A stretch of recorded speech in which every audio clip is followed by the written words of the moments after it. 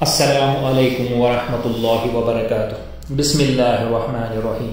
ساتھیو، آپ کو پتہ ہے کہ آج ٹیکنالوجی کا دور ہے اور گناہ کرنے کے مواقع اتنے بڑھ گئے ہیں کہ ہر انسان عموماً اٹھتے بیٹھتے سوتے جاگتے ہر وقت گناہ کا مرتکب ہو رہا ہے۔ اس ٹیکنالوجی کے دور میں جو اپنے آپ کو ان گناہوں سے بچائے وہ واقعی مومن کہلائے گا۔ حادثہ اچانک نہیں ہوا کرتا۔ پوری تاریخ انسانی میں کسی کو گناہ کے اتنے مواقع نہ تھے جتنے آج دستیاب ہیں۔ کسی نے گانا سننا ہوتا یا عورتوں کے جسم کو دیکھنا اور ان کو ناچتے دیکھنا ہوتا تو اس کو باقاعدہ کوئی ایسا فحاشی کا اڈا تلاش کرنا پڑتا تھا اور پھر وہاں جانا پڑتا تھا، اور پھر شاید پیسہ خرچ کرنا پڑتا تھا یا منت ترلے کرنے پڑتے تھے۔ گانا اچھا لگا، دوبارہ کیسے سنیں؟ گانے والی کے پاس دوبارہ جائیں، وہی سارا سیاپا کریں اور اس سے گانے کی درخواست کریں۔ اس کا موڈ ہو نہ ہو، پیسے لگے وغیرہ۔ منظر اچھا لگا، دوبارہ کیسے دیکھیں؟ وہی سیاپا، یعنی گناہ ایک بار کر بھی لیا تو دوبارہ کرنا مشکل۔ لیکن ٹیکنالوجی کے افراد کے ساتھ ساتھ گناہ کی لذت بھی عام ہوئی۔ بٹن دباؤ تو ایک نہیں، دو نہیں، لاکھوں کروڑوں گانے والی اپنے پورے کے پورے بینڈ باجو سمیت حاضر، اور بار بار بٹن دبانے پر بار بار حاضر، اور وہ بھی بالکل مفت۔ نہ کہیں جانا پڑتا ہے، نہ یہ ڈر کہ کون آپ کو ایسی جگہ جاتے دیکھ رہا ہے، نہ گانے والوں کا موڈ دیکھنا پڑتا ہے۔ ایک پسند نہیں آیا تو لاتعداد دیگر موجود ہیں، بٹن دبائیں اور لطف اندوز ہو جائیے۔ یہی حال بصارت کی لذت یعنی آنکھیں ٹھنڈی کرنے سے ہے۔ حقیقی دنیا میں کسی کی مجال کہ کوئی جب چاہے نامحرموں کو جھانک کر نہ صرف دیکھے بلکہ ان کی جلد کا ہر زاویہ سے اچھی طرح معائنہ کرے، اس کے جسمانی اعضاء کو ہر وقت تکتا رہے۔ لیکن ٹیکنالوجی کے بدولت برہنگی دیکھنے کو ایک بٹن کی مسافت پر موجود، اور وہ بھی ایک یا دو عورتوں کی عارضی جھلک نہیں بلکہ لاکھوں کروڑوں سراپا برہنہ۔ ہر جگہ ہر وقت ایک بٹن کی مسافت پر ٹیکنالوجی کے افراد کے ساتھ گناہ کا افراد ہوا تو رفتہ رفتہ گناہ کے بارے میں احساسات بدل گئے۔ گناہ نارمل سی بات بن گیا اور گناہ کے کاموں کے لیے مستعمل الفاظ بھی بدل گئے، تاثرات بھی بدل گئے۔ گانے بجانے والی نائکا اب فنکارہ اور آرٹسٹ ہو گئی۔ اپنی نرم و ملائم اور سفید جلد اور اپنے جسم کی نمائش کر کے جنسی حوث بڑھکانے والی عورت بھی اب فنکارہ، ماڈل، اداکارہ اور آرٹسٹ کہلائی۔ اگرچہ چند ایک جسم کی نمائش کے مرتکب تو نہ تھیں، لیکن بہرحال بے حجابی سے ہر وقت بچنا بھی ناممکن تھا۔ چنانچہ بےہودگی آرٹ ہو گئی۔ اسی پر بس نہیں، ٹیکنالوجی کی ترقی کی بدولت میڈیا نے ترقی کی تو یہ سب فنکار اب سٹار اور پھر سپر سٹار کہلائے جانے لگے۔ سب ازلی حقیقت بھول گئے کہ ستارے تو اصل میں بڑے تقدس کی چیز ہیں، رب کی نشانیاں ہیں جن کا ذکر کر کے ہمارے رب نے قسم کھائی۔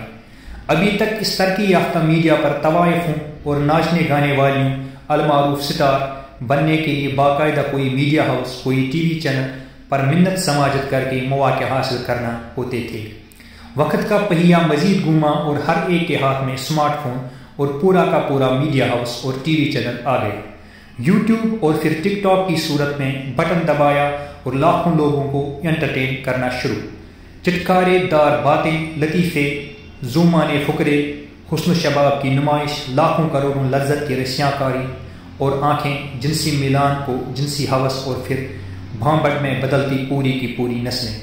اور پھر اس پر بھی تسکین نہ ملنے پر پورن ویب سائٹس کا ایک یا دو بٹن کلک کی دوری پر ٹک ٹاک اور پورن سائٹس پر دیکھ کر روز روز لمحہ لمحہ ذہن میں جنسی خیالت کی ابال، چنگاریاں، بھانبٹ اور پھر اس جنسی پیاس اور بھانبٹ کو مزید ایندھن فراہم کرنے کے لیے کسی جنسی عمل کی تلاش۔ اکثر کوئی نیم برہنہ اور اخلاق باختگی کو ابارنے والی بازاری عورت نہ ملی تو ٹھیک، ورنہ کوئی ماڈرن لباس والی صحیح کہ ماڈرن لباس کی وجہ سے وہ جسم کو ڈھانپنے کی اتنی قائل نہیں، اور یہ بھی نہیں تو پھر باحجاب کو ہی چھوپ کر لذت لینے کی کوشش۔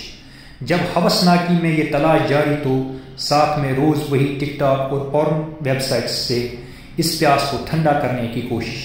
لیکن یہ کیا، یہ بانڈ تو بجنے کا نام نہیں لیتا۔ جب بے حجاب شکار ہاتھ نہ لگے تو پھر کسی کمسن بچی کا شکار۔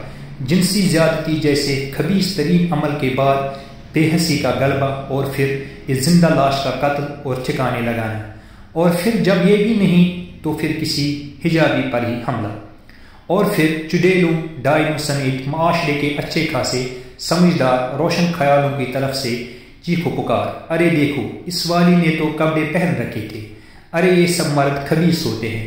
ایسا کہنے والوں میں سے کوئی ایک بھی ایسا نہیں جو بن باپ کے پیدا ہو گئے ہوں، ان کے باپ بھی مرد ہی ہیں۔